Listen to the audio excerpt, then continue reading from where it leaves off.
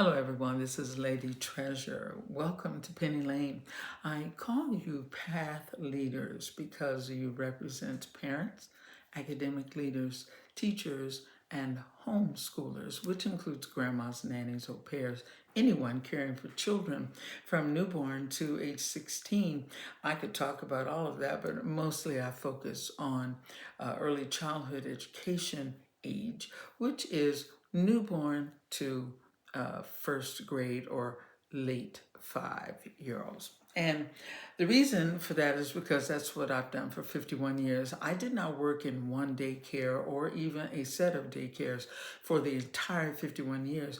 I worked in daycares here and there around the United States. It began in England when I was 17 years old. It was a work study program in my high school on the Air Force Base there. My favorite thing is to just be where children are, inspire, educate, and entertain them.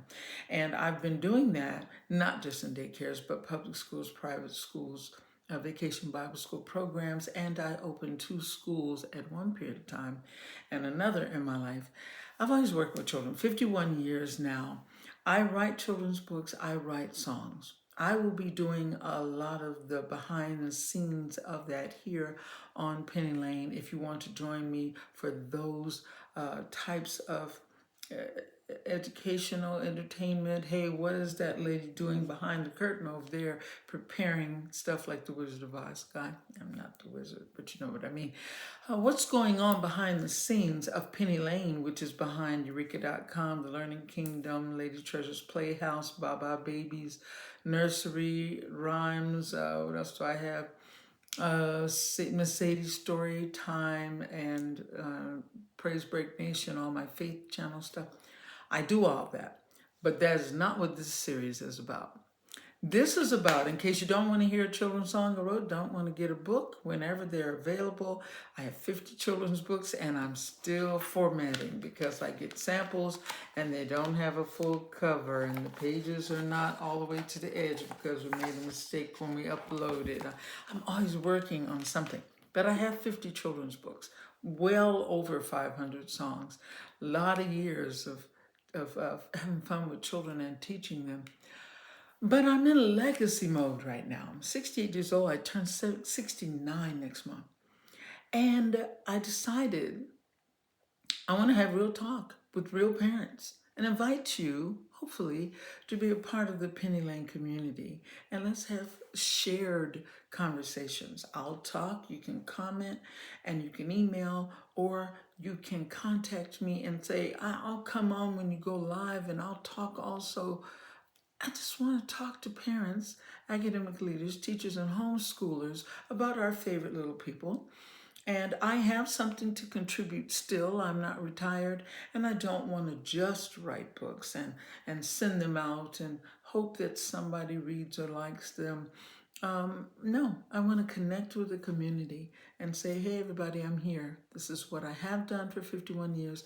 I'm still doing it now that I'm bravely learning, 14 months in now, AI, according to my children's pushiness.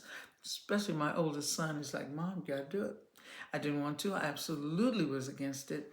But finally, I listened to him, my husband, and I now see the value. I still am careful. There are things I have to make sure I research, double check myself. I do illustrate and draw of a certain type of art, flat, 2D cartoons in a more whimsical, abstract style is my art, but I draw other things and I love the prompting and getting different types of art done. A lot of things I got going on here, but I want to have conversation also.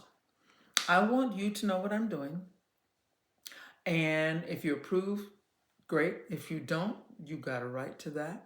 And I'll listen to both sides of that conversation. That's what grown-ups do. But I also want you to tell me what you want.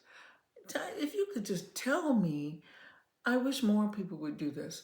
We could tell these YouTubers and these people just pumping out these cartoons and things what we really want our children to experience.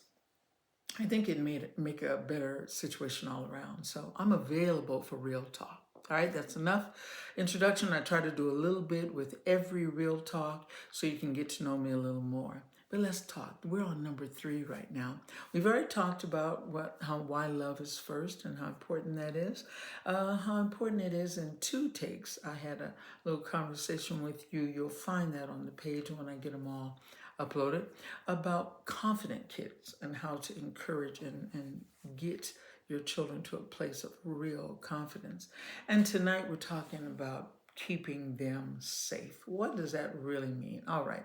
I am really not talking about locking doors and putting a camera on the outside of your door and putting on seatbelts. You don't need a YouTube channel to tell you that. You're already doing that and a whole lot more. I'm certain many of you could reverse the tables and tell me a lot more things that you're doing for security than I would ever think of. When I'm talking about keeping a child safe, what I'm really referring to is their emotional as well as their physical being, always being sure that everything's okay.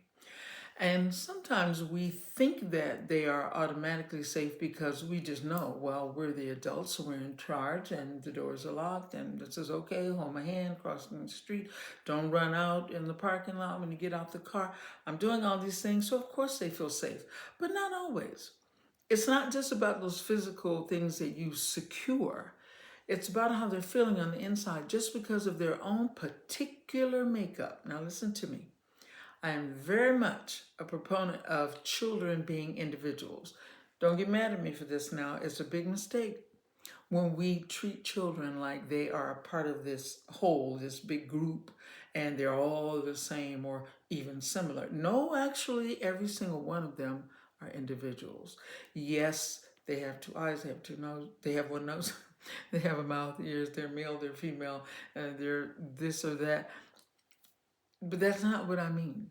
There's an individual person growing inside there, and they feel differently about things than you do.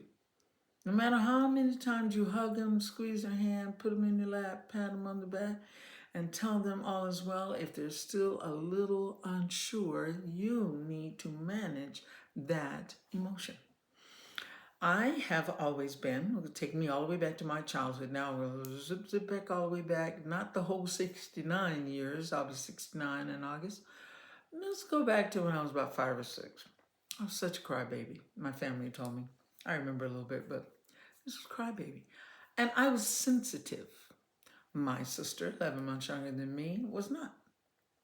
So she was considered level-headed, and I was considered an emotional wreck. I would just be so sensitive about everything. And if you didn't look at me, or if you did look at me, or if you, and I wasn't a shy child, and I'm not a shy person, never been shy. Has nothing to do with that. It's just I felt everything, just feelings all on the outside of my skin. And so my mother would try to do things to say, you got to be tougher than this. You can't be upset over every little thing everybody does or doesn't do regarding you. And I would be like, but they're just so mean to me. Or she didn't talk to me. Yesterday she was fine, but then she didn't. And I was just a little whiny little thing. All right, why am I telling you that? There was nothing wrong with me. I'm still defended today. I was just different than my sister. I'm the oldest. Didn't have anything to do with it. She was really, and she still is. She just acts like an old lady. And I am effervescent, always like a kid. That's probably why I write children's songs and stories. I'm lighthearted, have been my whole life. I was abused for 15 years of my first marriage. It was horrible. But you couldn't kill that little joyful spirit. I still wrote kids' songs. I say help because to 2 grandparents, the children had to be with them. Sometimes we were just struggling financially. It was just tough to raise 5 children. And there was a time period when we were divorced, single parenting, tough, welfare, hard. But I managed somehow to find joy, to be happy.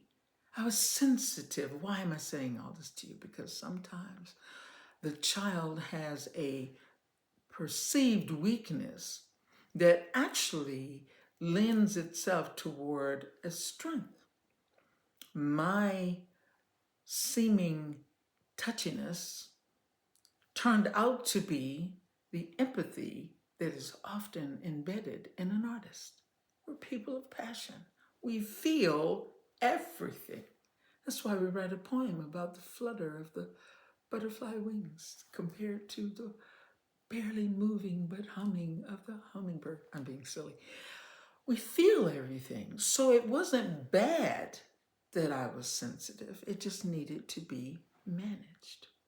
So, over a period of time, my mother and other adults, I'm grateful, learned that's just the way treasure is. And right around 12 years old, they saw it at 5, 6, 7, and on up. But right around 12 years old, I was a real extroverted artist. I drew pictures, painted pictures, created things nonstop, and I started writing songs. Everybody felt different then.